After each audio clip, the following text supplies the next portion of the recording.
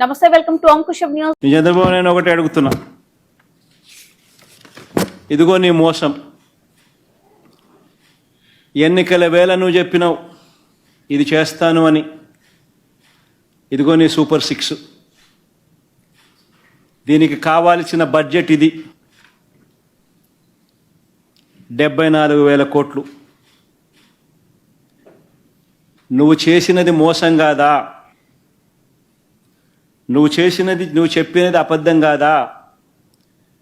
నీ మీద 420 case పెట్టకూడదా? Organised crime ఇది కాదా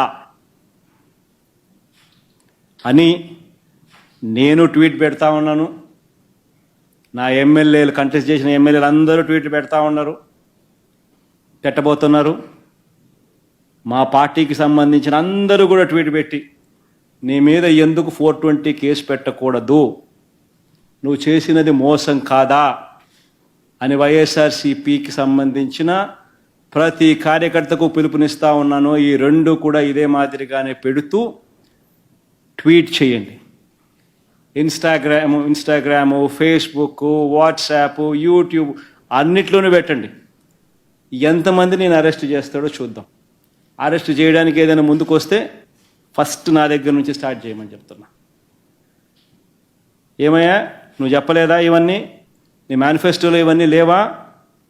నీ బడ్జెట్ ఇది కాదా?